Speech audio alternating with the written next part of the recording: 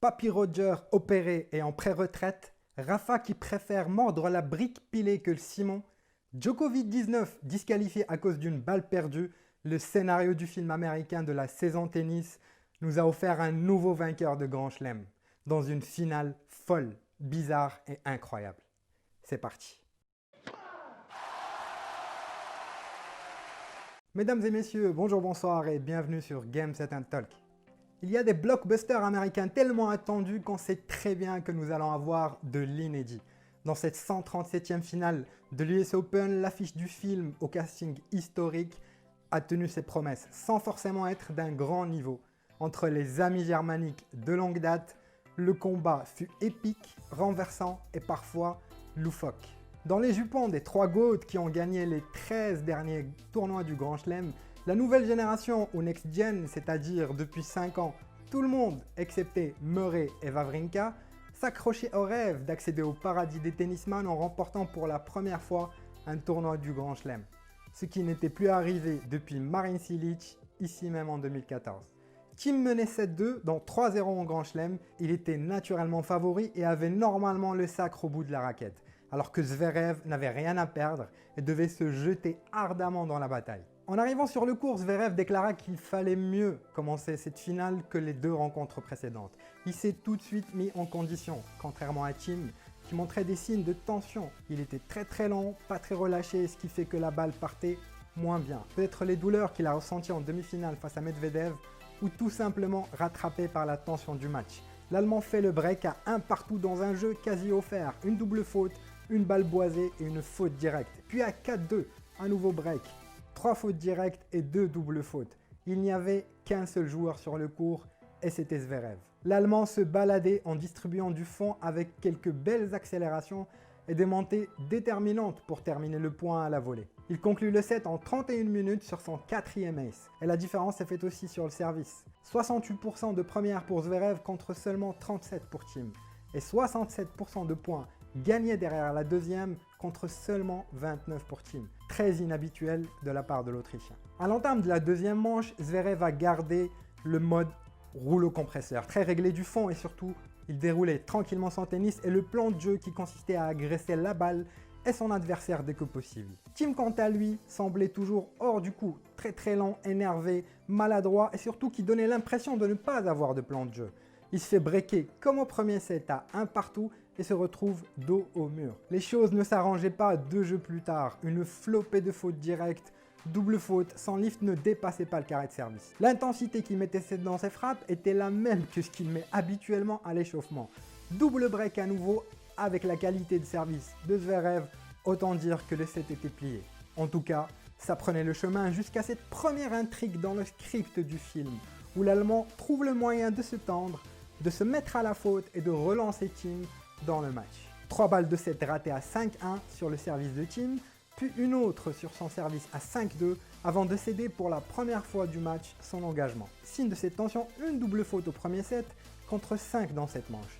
Il conclut après 49 minutes de jeu sur un bel enchaînement vers l'avant. Zverev empoche donc les 2 premiers sets et n'a jamais été aussi proche de gagner son premier tournoi de Grand Chelem. Malgré ce léger mieux en fin de deuxième set, Thiem se fait breaker au même moment que les manches précédentes à 1 partout.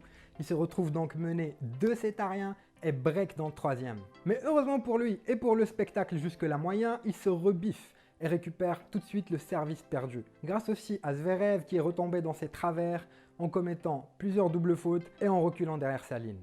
La finale allait enfin se jouer entre 2 joueurs. Mais ne serait-ce pas trop tard pour Thiem? Eh ben non, pas tant que ça. Au moment de servir pour rester dans le set, Zverev craque et offre à son tour le set à son adversaire qui n'en demandait pas tant. Ce sport est magnifique et fait pour les fous, avec des retournements de situation incroyables. À notre niveau, on ne se rend pas compte à quel point la tête et le mental occupent une place importante dans le succès ou l'échec des athlètes de haut niveau. Et sur cette fin de set, c'est clairement ce qui a fait défaut à Zverev qui s'est mis à déjouer 4 doubles fautes, seulement 64% de points gagnés derrière sa première. Pas plus de fautes directes, mais une fébrilité qu'il n'avait pas montré jusque-là. Le match est relancé et Thiem aussi, on le sentait plus rapide, mettant plus d'intensité et construisant ses points comme il sait faire. Alors que l'Allemand était sorti du match, l'air hagard. Sur l'un des plus beaux points de la rencontre, Thiem se procure 2 balles de break à 3-2 que Zverev écarte grâce à son service, et une solidité retrouvée momentanément. Sur son jeu de service suivant, lui qui était installé dans le court et les échanges, craque à égalité avec une petite double en bas du filet. Thiem se retrouve à servir pour revenir à 2-7 partout, occasion dont il se saisit avec un jeu blanc sur une faute directe de Zverev, la 12e du set contre seulement 2 pour son adversaire. Tout est à faire ou à refaire et nous avons eu droit, comme l'année dernière, à une manche décisive. Les questions qu'on se posait, Zverev allait-il retrouver son mental, son tennis et sa solidité? Et Thiem a-t-il les capacités physiques pour aller au bout du match? Dès le premier jeu de la 5e manche, Zverev cède son service en étant passif, apathique. On s'est dit que l'affaire pouvait être torchée.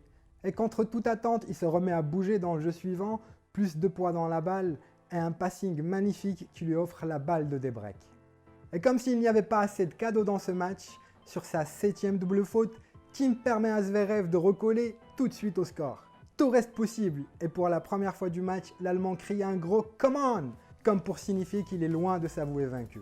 Il poursuit sur cette dynamique positive, se retrouve dans une situation idéale. Il break au meilleur moment à 4-3 et sert pour le trophée.